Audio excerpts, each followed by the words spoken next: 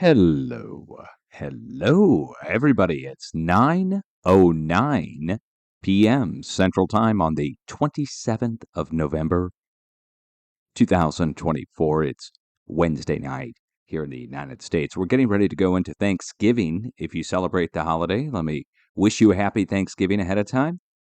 But we're not here to talk about holidays, guys. We're here to talk about seismic activity. So let's just jump into it. Let's get a display capture turned on so that you can see what I see ever so slightly better. And we're just going to start over here in the West Pacific. We are on day 11 of our 10-day watch. So we are one day beyond our 10-day watch, and boom, we got hit 2 magnitudes under what we were expecting, spot on in the location on the last day. Today, really beyond the last day, on the one day beyond. And we're 2 magnitudes under, though. So in the same time, we saw a 6 strike to the north, 6.1 to 6.2 striking in western Japan. We'll go over all these and look them up. But I just want to point out the spot we're watching for up to a 7.0 got 2 magnitudes under. So we have to figure out where the energy is right now, where it's going to strike next, and why the 7 didn't strike where we're looking for it to strike. Instead, we got a 6 and some 5s. That's way under what I was looking for originally. Again, that was 10 or 11 days ago that we were looking for that, but we'll get into that too. So just to bring you up on speed on that. Western Japan got hit, as I just told you. Take a look right over here. There's a nuclear plant right out here at the tip of this place, and we'll go look that up on Google. Again, nuclear energy, it's not the materials inside that we're worried about. It's the actual electricity that's generated, that's going along the power lines, that comes out from the power plant, that is what's causing the quake. We see earthquakes next to other spots that are not nuclear, but they're also power generation facilities like dams and gas and coal-fired power plants. Now, going across over into Russia, and then further to the south by southwest across China, and then going right out here to the tip of our arrow into Afghanistan's border, all the same sized earthquakes. 5.1, 5.1, 5.0, 5.0. When I say they're all the same size, they're within a hair of a point of each other. 2 5.1s, 2 5.0s going in a path following along where our arrows point. Now, the reason the arrows are there is because before the arrows were there, I noticed that earthquakes were going in this direction, coming from over here, going across this way, heading out to our plate boundary, going towards Cyprus. And to show you the plate boundaries, let's get a USGS map open here and just show you what we're talking about. So the red lines are the plate boundaries, the spots between plates or the cracks between plates that guide the waves, if you want to call it that, across the planet. And the waves are what's dropping off the earthquakes along the way. So there's a force that's going across these red lines, and it is then causing the earthquakes. And so we can watch the earthquakes go across an area, but what we're really watching is a greater wave that's going across a huge area in a short period of time. This is in 1 to 2 days' time that this same sized wave went all the way across from up here next to Lake Baikal back all the way down to the Mideast. That's 2,000 miles in a day as a wave is going back and forth between here. Did I say Russia? Technically, it's Mongolia. And then going across all the way down to Afghanistan. And here's our 500 miles, so 500,000, 1,500, almost 2,000 miles across. A wave is bouncing around in here. And it's going over to the west. We can see that there's smaller earthquakes over to the west through Iran going into Turkey. Well, what's in Iran and Turkey? Look, Iran, Turkey. The red lines go over to the west. The plate boundaries are guiding this wave across. But you might say there's no red line going across this way. Why do we have an arrow there? These are the craton edges making up the inner part of the plates, plural, that meet up into the subcontinent of India down here at the Himalayan range where the plate boundary actually is. Folds and the bends in the middle of the plate are what are guiding these waves across. Now, this wave, we don't have a name for it. We call it a seismic wave. We call it a quake low frequency. It's some kind of wave down in the plate that's passing from region to region in a short period of time. As it goes from region to region, it drops off earthquakes along the way, and you can see it reflect into itself when a new, larger earthquake develops in the middle, in between all the current sets of earthquakes. In this area, for instance, we'll give this as an example, Going from up here where the green colored earthquake is all the way down to here, we would watch for a new earthquake to break in the middle that's slightly bigger than what's on all sides. You could take all these and add them together, and in the middle you'd get like a 5.4 or 5.5 as it reflects back into itself. A little bit of the energy is going out over to the west, hence the smaller earthquakes over to the west, following the red lines over to the west. Now it's going to carry on over to the west. We're going to go right on out through Cyprus. Let's zoom in on where Cyprus is in case you don't know. It's like a W-shaped bend here in the plate. Oh, I may have just lost my internet connection. I'm using Starlink. We're on Starlink. So if I lose my connection, there's some problems in space. I've got a light cloud cover over me right now, so it shouldn't be a problem. Anyway, going over to the west, this W-shaped plate boundary, here's Cyprus, and then we go up into a J. See, it's like a J and then a W. Well, really, these are just the spots between Africa and Europe, and the wave is caught in here.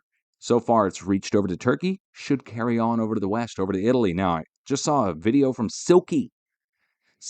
She's been covering the different seismic events up in Iceland. She also has been covering the events here in Italy, in South Italy. Down by Vesuvius has started to see a new swarm of earthquakes, which we don't even have on the feed from the USGS, and also an increase in heating activity at the fumaroles in the location are going up by multiple degrees Celsius, and multiple degrees Fahrenheit too. I mean, just going up by multiple degrees, and that's a heating that's going on there. They're worried that there's going to be an eruption in South Italy at Campi Flegrei.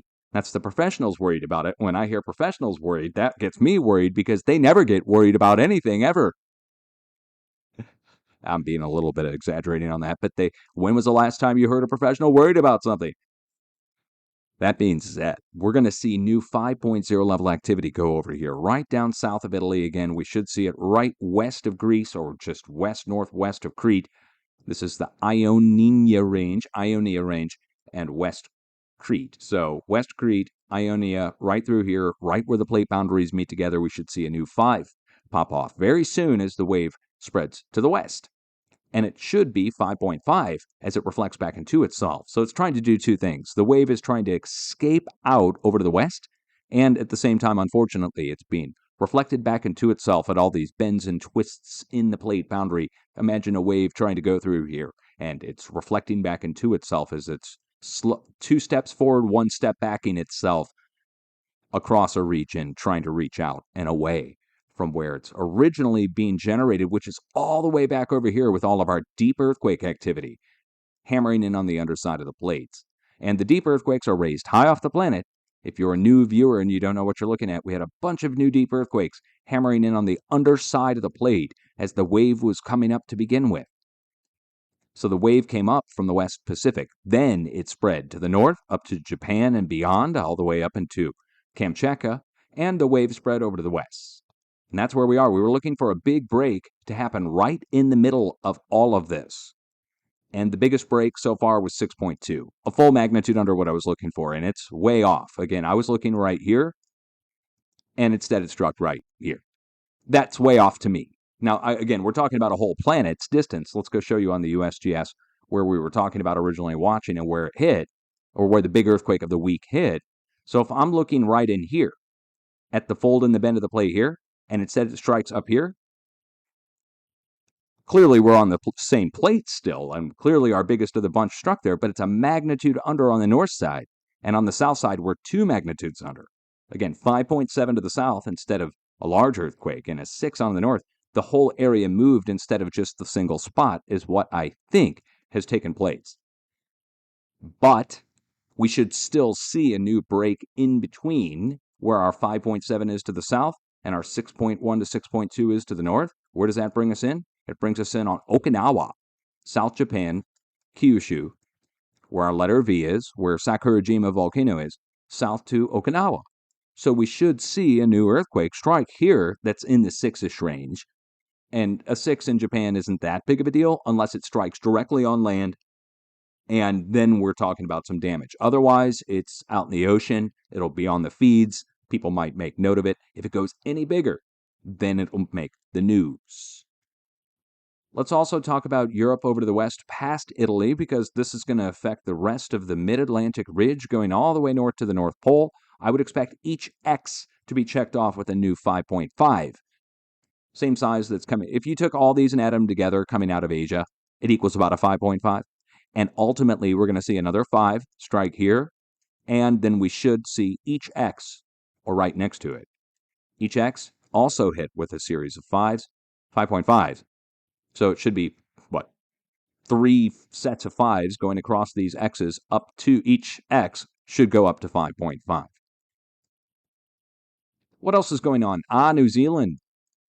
So let's go all the way down here. We're on the plate boundary right off the northeast tip of what I call the catcher's mitt position.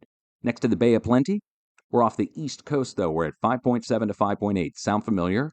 5.7 to 5.8. Where else were we just talking about 5.7 to 5.8? Over here. So what's the difference? Over here and down here. Well, they're, first of all, 8,000 or so miles apart. But let me show you back on the map how they're connected.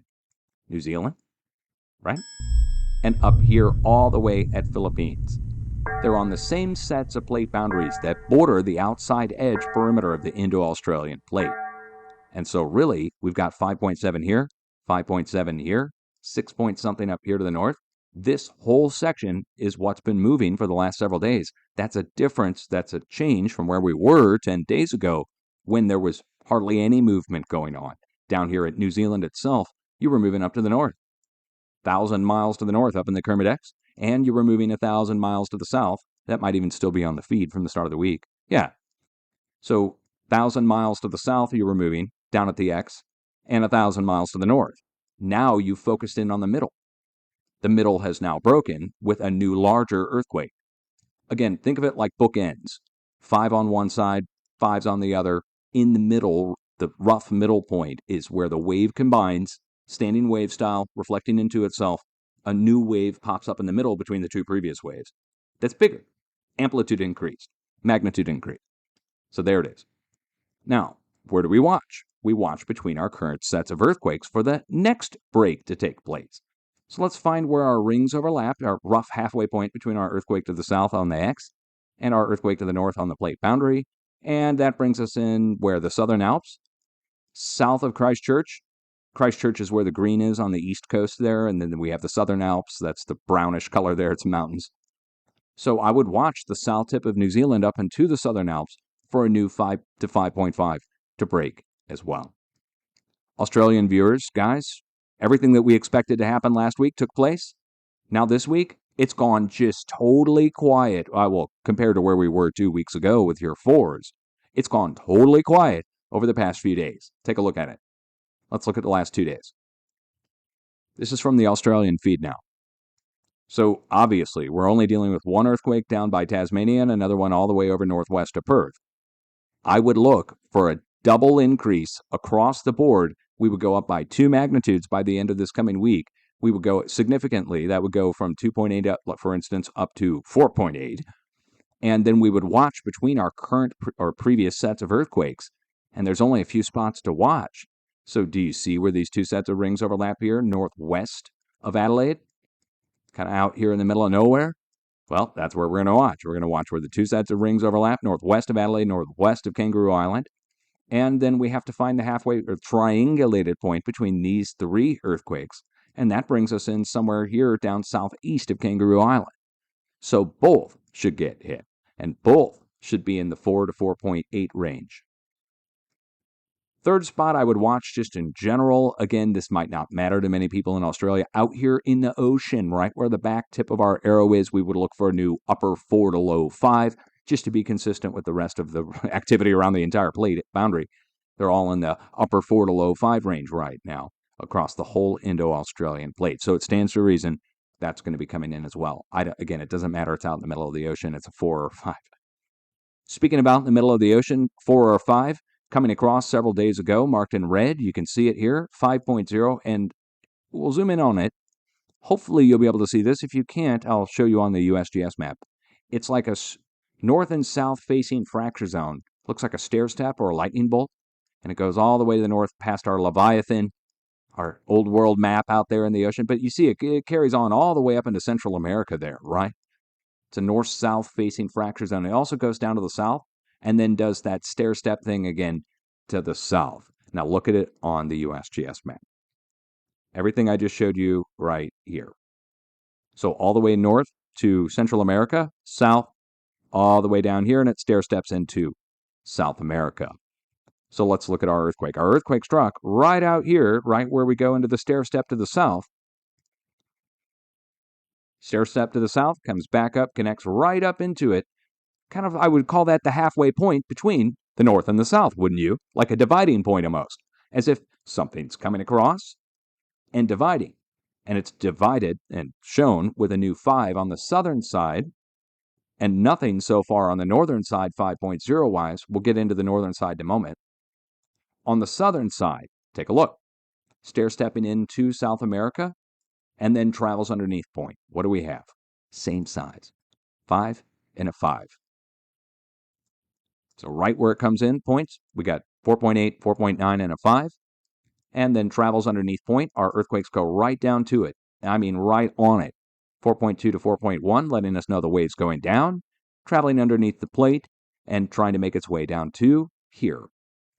The wave is coming across, hitting here. 5.0 signifies that. The wave goes down, hits here, fills up the whole area from the bend of the plate down south to our travels underneath point with 5s. Same sized wave, like a wave impacting into the shores, and then going underneath and trying to make its way down here. And it did. And that's what we're looking at here. That's why we have the arrows there, and that's why we get the same sized earthquake spreading all the way across in 2 directions.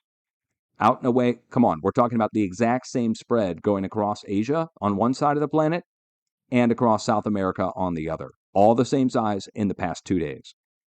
This happens every week this way. Now on the north side, I would expect a new 5 to get reported out here if they have guts to report this stuff. That we would see a new 5 reported out here west of Galapagos. Then a new 5 striking up in, new 5 to 5.5, striking up in Mexico.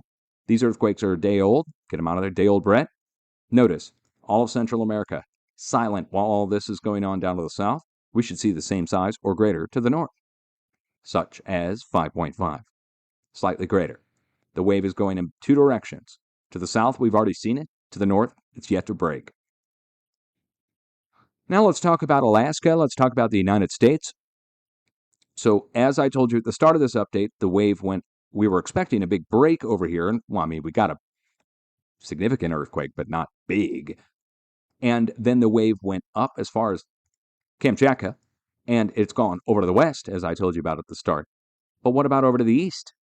Hardly any large earthquake activity at all. No 5s across Alaska in the past several days. We have to go all the way back to the start of the week to even get 4s up in the Aleutian Island chain. So it's kind of radio silence across Alaska in comparison to the rest of the planet that's going into the 5 and 6 level at this point. So the wave reflected into itself over here and went out this way, and the wave went out this way so far. Now, I would expect over the next several days for there to be a large earthquake up in Alaska, particularly in the Aleutian Island chain west-southwest of Anchorage or west-southwest of Kodiak, and that would be somewhere right here in the middle of this whole hot mess of smaller earthquakes. I would expect a larger earthquake to break out that could go as big as what was up in Japan or over in Japan, which would be in the 6 to 6.2 range, striking in the Aleutians in the next few days. And really, if you just back it out, we're going to look between the United States and Japan for a new earthquake to strike that's significant. Not huge, knock on wood. Over the next several days as well, we should expect an increase in the United States off the west coast, and we'll figure out where to watch. Right now, we're dealing with a 4.6 on the Blanco fracture zone. It's a volcanic segment out here off the west coast of the United States. We'll show you on the USGS map. There we go. There's the Juan de Fuca fracture zone. It's like a lightning bolt shape in its own right, stair step or a zigzag shape. Now, those jagged edges belong to the Pacific plate, even though the fractured old plate that's there is being pushed underneath North America, supposedly. Right there along the plate boundary, nothing but volcanoes. Let me show you. We'll go over to Google Earth, and let me make sure my volcanism program segments are turned on there. There we go. Here's the East Blanco Depression. There's the Gorda Ridge segment, and all the volcanoes in here. I'm not exaggerating when I tell you there's a bunch of volcanoes in here. These are not erupting right now, at least there was one erupting up here at that axial seamount several years ago, but no eruptions going on now as far as I know, just seismic going on as the plate boundary shifts, and it's the same size as the rest of the plate boundary shifting currently. I mean, it's in 4.6. What's the difference between 4.6 off the west coast of the United States and a 4.7 from yesterday off the coast of Mexico? Both of them, let's show you Mexico or Central America. This is going to make sense in like 2 seconds. So 4.6 to 4.7 up here. Now let's go down and look. Right down here, 4.6 to 4.7 yesterday. What are they tied to? Both sections on the plate boundary next to the Pacific on the east side, spreading out, equidistantly spaced. What do you want to bet? If we go look, we're going to find another equidistantly spaced 4.6 to 4.7, about the same distance from here to here as from here to down here. I'll just go look to see. So 4.6 to 4.7 there, 4.6 to 4.7 there, same distance to the south. What do we got? Let's zoom in and see. 4.4, 4.1, 4.2, 4.3, and a 4.1. Let's add them together. 4.3 plus 4.2 is equal 4.42. Plus another 4.4 is equal 4.56. Plus another 4.1 is 4.66. And plus another 4.1 is 4.71. So, or 4.77.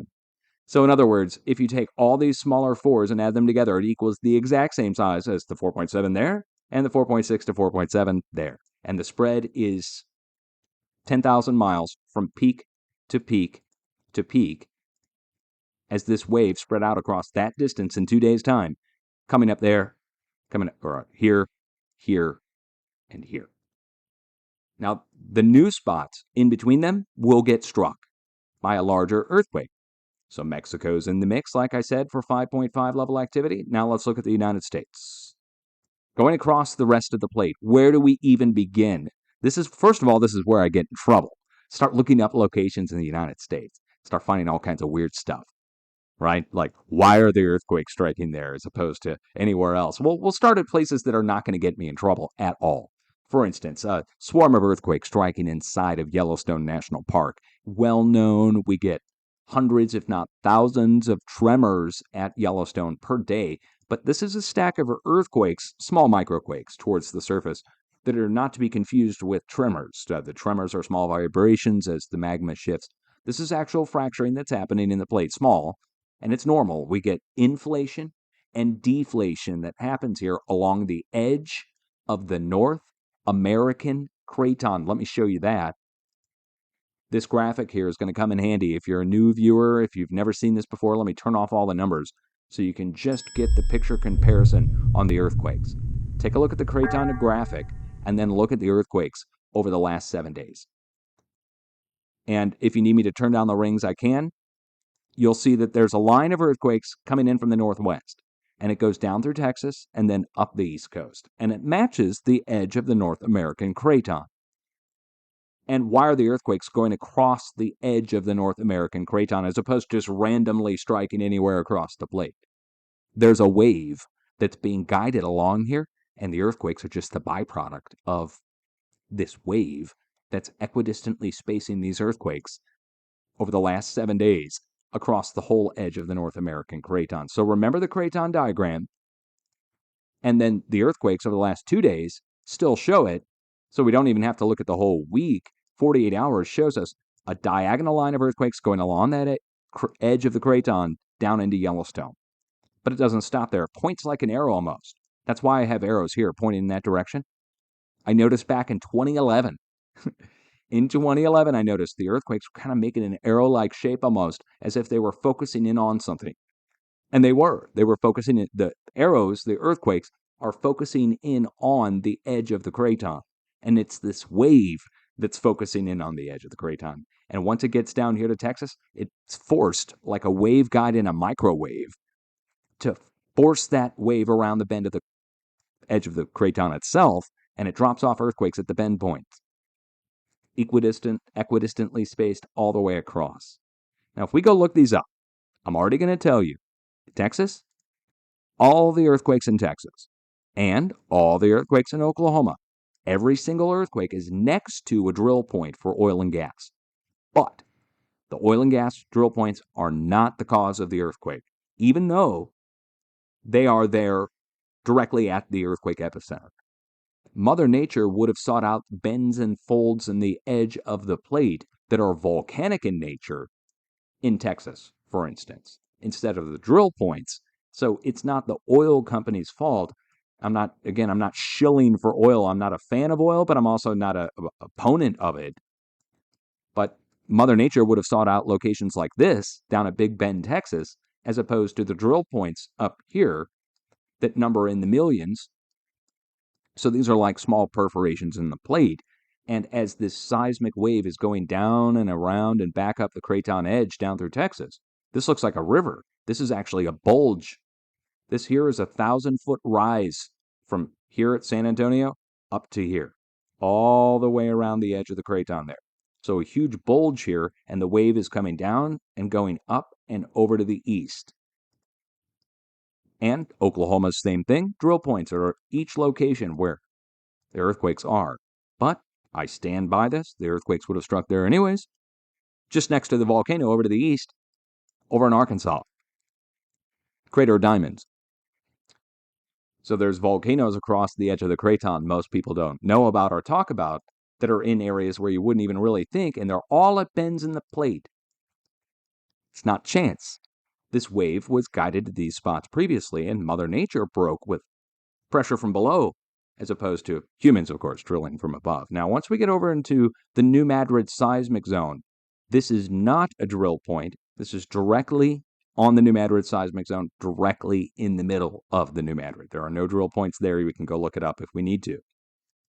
But this gets me up to the northeast, where nobody's looking this stuff up. I checked the mainstream media. I checked it all.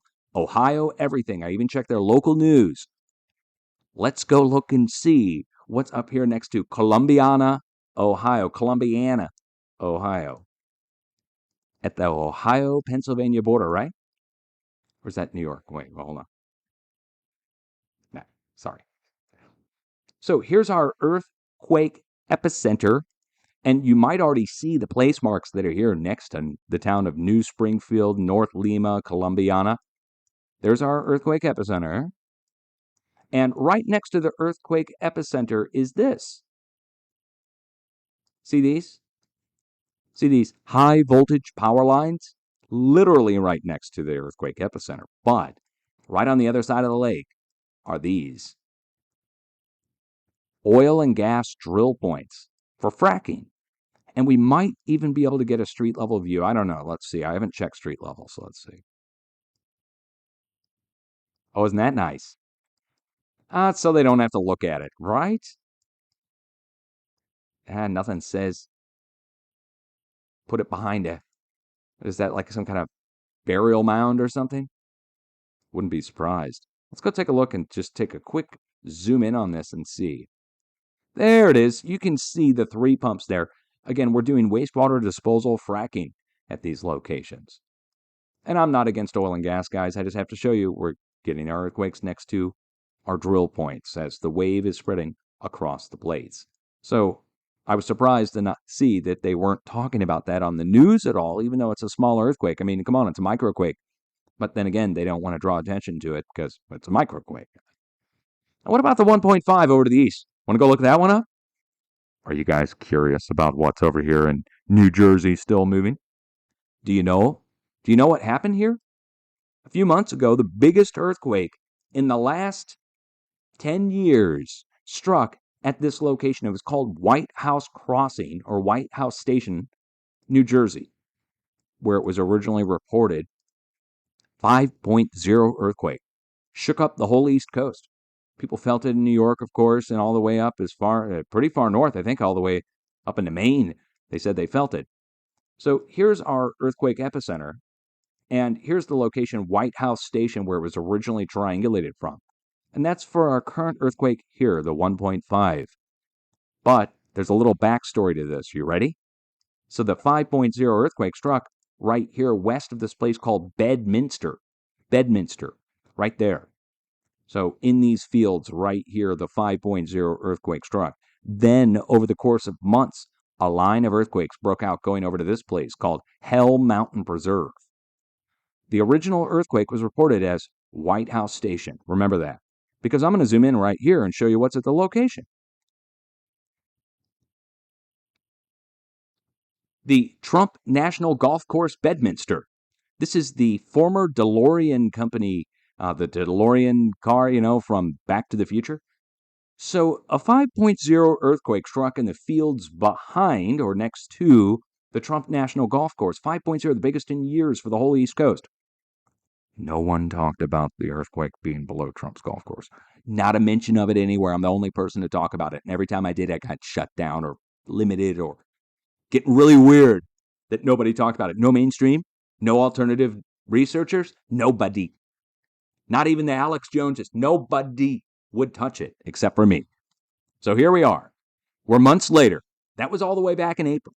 So, we're talking many months now of earthquakes going all the way from below Trump's golf course over to Hell Mountain Preserve. And the fact that it was listed as White House Station to begin with. And we're talking Trump's golf course. And this all happened at the start of the year. It's a little bizarre.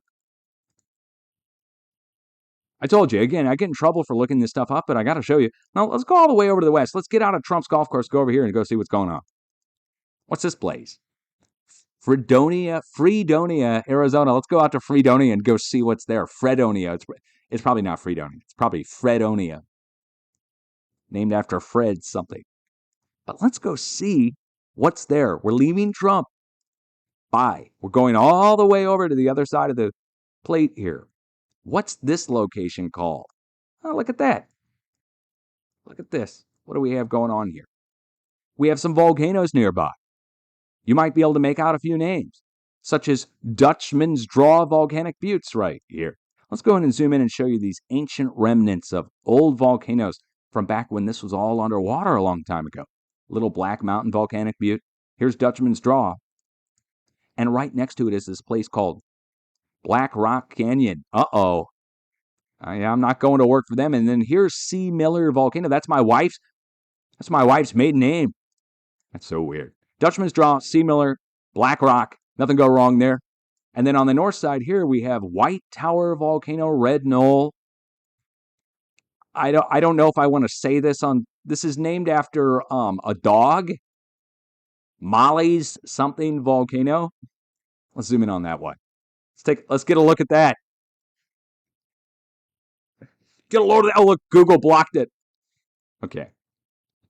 All right. It didn't load. Whatever. God save me on that. Let's get on over to the west, northwest, and just call this one what it is. We're going to look for a new increase to happen off the coast by Eureka, California. So over the past few days, 4.6 few days back, didn't even talk about that. That was up here off the coast to the northwest. A 4.6 today off the coast of Oregon. I'm looking for something just a little bit bigger to come in here in Northern California. Let me show you why and where. One more time, we got a 4.6 up here on the north side several days ago. We had a 4.6 today here off the coast of Oregon. And I'm going to look down here somewhat equidistantly spaced. So right off the plate boundary on the San Andreas where Eureka comes in and goes down towards the Napa Valley, north of the Bay Area, we'll watch in here for a new upper 4 to low 5 to strike in the next several days. Same time that goes on, I would expect all the way down south, right where the plate boundary meets into Imperial, or at Salton Sea, Southern California, San Diego area, for a similar sized event to take place, but it may come out as a swarm of earthquakes. Take a look at the last 48 hours worth of activity across California. It's so much. Let's turn down the numbers. Let's get the numbers out of there and just look at the visual representation of this. There we go. So all the way along the coast, San Andreas, creeping section lit up, and it's going down and bypassing. Normally, we jump over into the valley. Instead, we're carrying on and saturating Southern California. It is just full. Look at it. 48 hours. Number of earthquakes. We call this a frequency increase when this takes place. So the magnitudes are actually small. Take a look. Zeros, bunch of zeros, ones, and a few twos. But the number of them and the spread across the whole area lets us know this wave is focusing in on Southern California now, and there should be a new break here as well around the same time as the break on the north side. So we're talking days here, not long. This whole forecast is for 7 days. Over to the east, we would expect Texas to get hit again. So I would expect Texas to take a step up. We should see a new 4.5 to 4.9 to strike down in Texas. That's pretty big for Texas, and it should strike somewhere between our current sets of earthquakes. So that puts us southeast of Amarillo or northeast of Midland. I'd watch there, central northwest Texas, or central Texas, for that to take place. I would also expect a new swarm outbreak on the New Madrid seismic zone, but it should stay small. Knock on wood. I live here, and I've never felt an earthquake. Knock on wood. I'm knocking on wood a lot in this update. And that takes me back to the start of the update, which is over here to the West Pacific. 11 days ago, we knocked on wood and hoped that I would get it wrong. We do not want to be right on large earthquake activity. I'd rather have a spread go from Japan down to Philippines and have it be a magnitude under. Again, if this was 1 magnitude larger, that's it. That's the earthquake we're looking for. But here at a 6, and it's spread out, good news for the people in the West Pacific, bad news for my earthquake forecasting method, which is looking for a single large break to happen in the middle instead of a spread. I had 2 choices 10 days ago. Is there going to be a spread across here, or are we going to get a focus in the middle and get a big break? I chose to warn for the big break as opposed to the spread. There it is. Lesson learned. By the way, the GFS model calling for snow in the next... It called for snow and we got rain. I don't know what's going on. Why don't we throw out the GFS model? Can we do that, guys? I'm talking weather here. Never mind. Meteorologists will be shaking their head. Yes. Some will be shaking their head. No. It depends on where you live in the world. It's politics. Okay. Let's be serious now. Do you have an earthquake plan? Because we are talking about 5.0 level activity. It is enough to potentially, if it strikes on land, to cause localized power outages. Do you have an emergency kit? Do you have the appropriate things necessary to get you through a power outage or a food shortage or water shortage for any period of time? You should have those things taken care of. I don't sell any of those things. I just tell people to be prepared for those types of situations. There's a phrase you can remember, and this is for real. And it's kind of cheesy sounding or whatever, but it really sticks. Don't be scared. You need to be prepared. So with earthquakes, we can take away the fear of the randomness of earthquakes that people used to say existed. And now we can plot this more like a flood and get the trajectory for it down. And I can tell you, if you see a storm that drops a bunch of rain and you live downstream from where the storm dropped the rain and you live along a river, you know to pay attention for flooding. Now, when the flood happens, of course, there's still drama and there's angst and problems, but the fear of a flood can be alleviated by paying attention to what's happening upstream so that you can be prepared for it. And the same thing goes for earthquakes. It flows like a river around the planet, following these red lines that I showed you at the start of this update, and I'll keep showing you now, the USGS map. These are acting like rivers, if you want to think of it like that, and coming up from down below, the West Pacific in particular, where our deep earthquakes are, that are raised high off the planet here for easy identification purposes. Where the deep earthquakes are, think of it like upwelling water. But in this case, we're upwelling a wave, and the wave is coming up and then spreading along these rivers out and away from where it's coming up. Path of least resistance style. And instead of going downhill, it's traveling out and away. But you get the analogy. You can be prepared for this kind of stuff now that we understand their earthquakes are not random and that they're following a trajectory, a path, and that they're the same size as they're spreading out across the planet. And that if you get a big hammering action that comes in on the underside of the plate somewhere, you would look up above it towards the surface for some kind of effect. A few days later, as the wave is vibrating up, we get an earthquake down below letting us know something's there. And then a few days later, up above it, boom, boom, boom, spread up, out, and away around the planet. There's a wave that's spreading around the planet. That's the big discovery in this, that there's a separate wave that's traveling through the plates, and it's dropping off the earthquakes along the way as it spreads. And the earthquakes are somewhat equidistantly spaced, as if it's a standing wave of some kind, which it most likely is, reflecting back into itself, and it increases in amplitude and magnitude, and then spreads to the next region, trying to equalize across the planet. It's amazing. Anyway, as I was finding all this, it got denied. I got accused of faking the earthquakes even to make it look like there was a spread going across the North American craton, for instance. So the level of craziness that we went through to bring this to you has just been phenomenal, but I'm glad I did it. And I'm recording now. We're going to upload this over on YouTube when we're done. If you like what I do, please subscribe, of course. Please share the information. Let everybody know. You can know what's coming your way, generally speaking, like a flood now. And they say, well, how do you know? Where do you see? Well, you look at 48 hours worth of earthquakes. I'm doing it for you here on the screen here now. You can do this on the USGS site, I guess, if you type in 48 hours worth of earthquakes, if they let you. But you can download a free copy of this, Earthquake 3D. There's other earthquake programs, too, you can use. But Earthquake 3D, you can turn on the feeds for the USGS, the Europeans, the Australians, and watch the earthquake spread across the plates following these arrow directions that I show you here. The arrows took years of observation to get down on which way this goes normally. Every day, every week, every month, every year, we're going the same direction every day, week, month, and year since I started 14 years ago, now 15 years ago. Okay? All right. If anything changes, I'll let you know. Well, you'll probably see it before me. Social media these days. You know, I'm not on all social media, by the way. In case you don't know, I am now on Facebook again. And we are also back on YouTube community page. We have ditched X. I still have my Real Dutch Sense page. It is still sitting there with one post on it, but I'm not using it. And I got lifetime terminated off X for no explanation. They didn't tell me why. They won't tell me. They won't restore the page, my I'm Dutch Sense page. So all I have is my Real Dutch Sense page on X, and I just left it as is and took off. They don't allow earthquake forecasting or weather modification talk over on X without a big problem, in case you didn't know.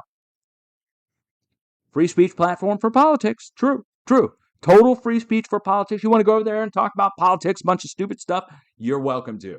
You want to go talk about weather modification and earthquake forecasting there, you're going to get a huge community note on you and maybe shut down. Because they're all about science over there, if you know what I'm saying. Real science. Real accepted science by the mainstream science. You know what I mean. Not going off on anybody. I'm just telling you I'm not on X anymore. That's why I'm back on Facebook. Not that it's any better over there. Okay, we're out of here. We're going to upload this to YouTube where I'm allowed to talk about everything now. Seriously, I'm allowed to talk about weather modification. I'm allowed to talk about earthquakes, earthquake forecast. Same with on Twitch. Twitch is all good. Twitch is great. Man, the people on Twitch, I even think some of them probably watch and get their updates. The people on Twitch are not bad. Same with on YouTube. I used to complain so much about YouTube, but I'm allowed to do earthquakes and weather modification research, and the worst that I get is a little Wikipedia note down below. I don't get some big personal attack like over on X from community notes. I don't get shut down for talking about earthquakes and weather modification. You won't get popular for talking about it, but you don't get shut down. And that's huge. For YouTube to allow it and X not to, somebody's got to get through to somebody on that. Okay. No complaining. Just letting you know I'm out of there. Peace out. Much love, guys.